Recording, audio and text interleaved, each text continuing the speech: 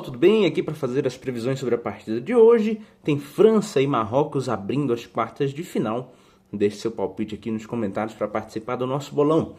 Bom, hoje é dia de jogo único, né? A Copa do Mundo vai se afunilando, vai chegando no final e não temos Brasil, mas temos aí um confronto de revanche, né? A seleção marroquina foi eliminada pela França em 2022, lá na semifinal, aquele momento, naquela que foi a melhor campanha da história de uma seleção africana.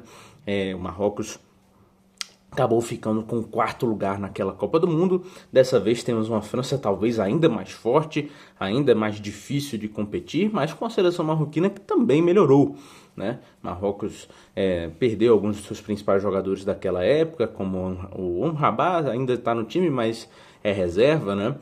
O Boadi talvez seja até um jogador melhor.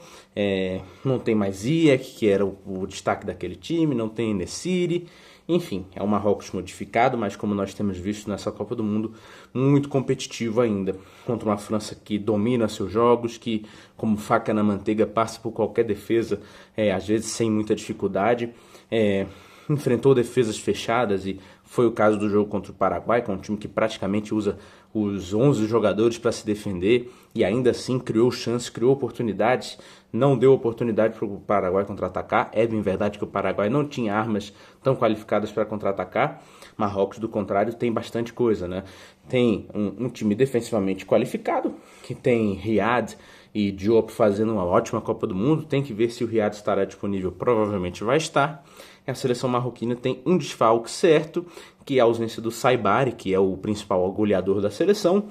É bem verdade que é um jogador que perde muitos gols também, mas ele não vai jogar na partida de hoje, deve ser substituído pelo Brahimi, né? A esperança da França é que tenha os mesmos 11 da partida contra o Paraguai, inclusive a ausência do Tchouaméni, para que jogue o Manu Koné no lugar dele, né? Bom, é uma seleção francesa que é favorita, é um Marrocos que certamente vai entrar muito motivado.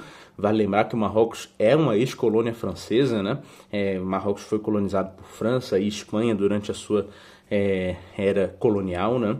É um time que gosta de usar isso como motivação, apesar de um país que se considera em alguns momentos até europeu. É uma questão na África de como os africanos não gostam tanto de Marrocos, porque eles têm muita proximidade com o continente europeu e, enfim, ascendências europeias.